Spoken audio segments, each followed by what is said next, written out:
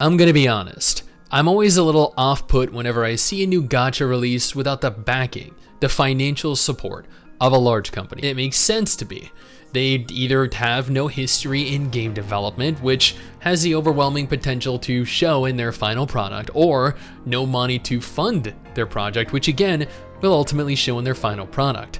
But history has shown us repeatedly that even with large budgets, years of development, and the creative experience of competent studios, none of that really means anything, evidenced by half of the gacha releases over the last couple years. Regardless, with this knowledge in mind, I went into Zold Out with low expectations, but the hope of being pleasantly surprised. Hey, my name is Stix and welcome back to another episode of Worst Gacha Ever. The purpose of the Worst Gacha Ever series isn't to praise or criticize a gacha game unconditionally. Rather, this video series exists as a means with which to both criticize, critique, compliment various different facets of a gacha game that I experienced over the set period of time. Sometimes this might be days, sometimes this might be months. If you enjoy this series, make sure to like the video, leave a comment, subscribe to the channel, hit that little bell notification because YouTube told me if you don't, well, you'll never know how good or bad these games are. Well, unless you play them, but who has the time to do that?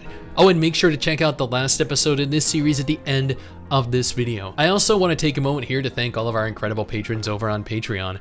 You guys allow me to keep doing dumb videos like these, and I truly, deeply appreciate your support. Also, if you have a moment here, follow me over on Twitch. I stream these gacha games specifically over there every weekend. Looking at the developers, C4Cat, Zold Out is their first gacha game.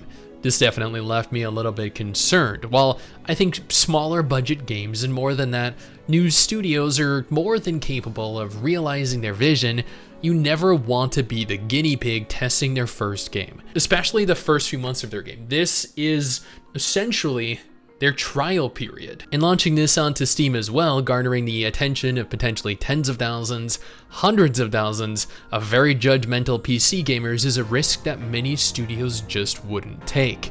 But if the Steam reviews are anything to go off of, the game is sitting at mostly positive, which is a rating that I can more or less agree with. You're introduced to the game via a somewhat poorly translated intro, which really doesn't ever improve. This is a common sentiment in the reviews that I was reading over on Steam, featuring you, the devilishly good-looking violet-haired protagonist, and the harem of waifus. Oh, and the little green-haired guy that I mistook for a girl as well.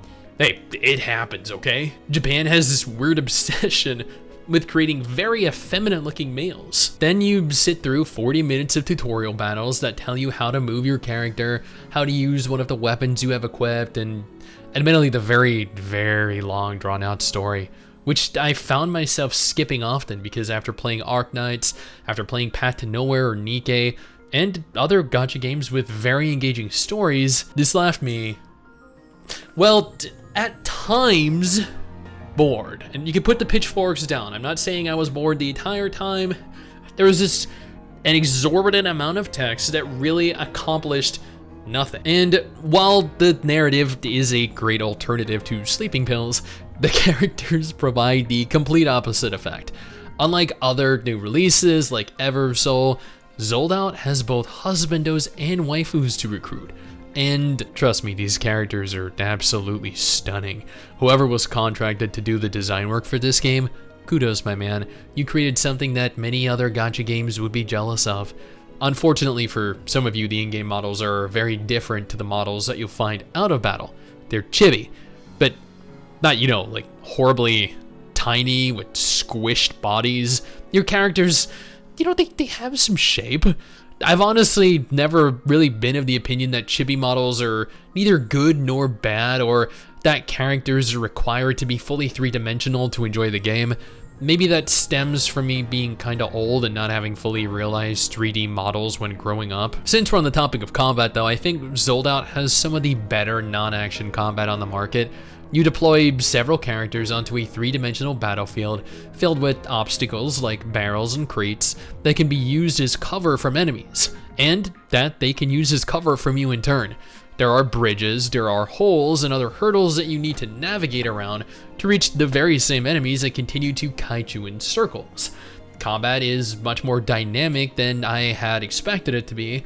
Enemies trying to utilize cover, being required to plan ahead in anticipation of their movements. As an example here, mages have this build-up in terms of their abilities. What I mean by this is that when selecting which ability to use, they charge up, and then they release it after a number of turns have passed. This provides the enemy ample opportunity to move out of the telegraphed AoE that I place down on the ground and avoid my damage altogether, requiring you think ahead and plan either where you believe they're going to be a turn from now or where you want to herd them over to. But this works against you as well, since enemy mages have at times unavoidably large telegraphed AoEs that will absolutely destroy you if left alone. This makes it of the utmost importance to single out enemy mages and tunnel them in hopes of minimizing overall damage, which can be utterly devastating and ultimately game-changing. Since this is turn-based combat, it means you can't just stand there and spam abilities. On the contrary, you need to plan every movement. If you have a melee in too close proximity to multiple ranged units with no way of defending themselves, well, they're gonna be taken out.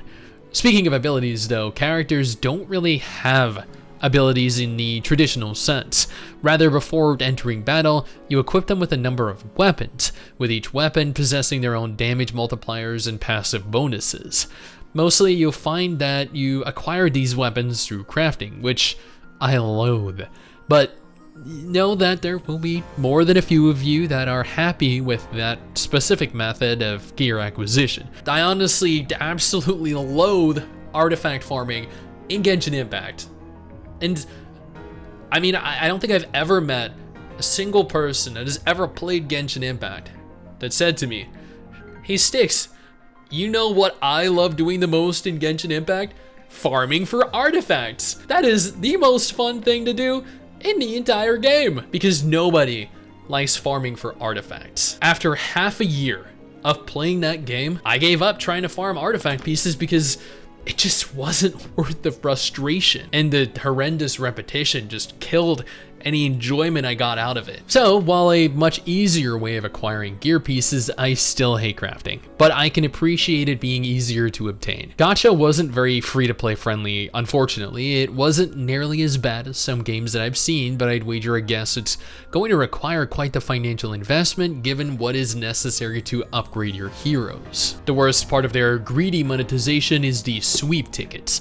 Sweep tickets allow for you to rerun previously completed content, grinding out materials that you might otherwise need for further upgrades.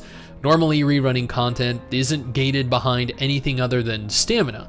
In Zold, it's gated behind this very specific item, which is quite uncommon and difficult to obtain, but is purchasable via real money, meaning that they are incentivizing purchasing sweep tickets, because if you don't, you're going to hit a wall that prevents you from progressing quite rapidly. This is very greedy and is one of the main reasons that I would never dedicate more time than I already did to this game. They don't want players to play their game, they want players to pay to play their game. I will note one other thing that really frustrated me: the incessant pop-ups that plagued my screen every other second. "This is an incredible deal, buy it now before it's gone forever." You know the type. And admittedly, this is not the only game that does it, but I feel like I couldn't go for a longer period than 5 seconds without a new one popping up that I had to close out of. Outside of pursuing the main story, there really wasn't a whole lot to do. This is a game in the early stages of its life, I understand that, but if you expect to retain player attention long term, you need to have a variety of different game modes for players to spend their time in. That gives them motivation to log in, otherwise they'll grow bored and look for fulfillment elsewhere. Don't get me wrong, continuing to advance through the game was plenty of fun. Some of the story actually made me laugh, specifically the hot, horny blonde elf chick.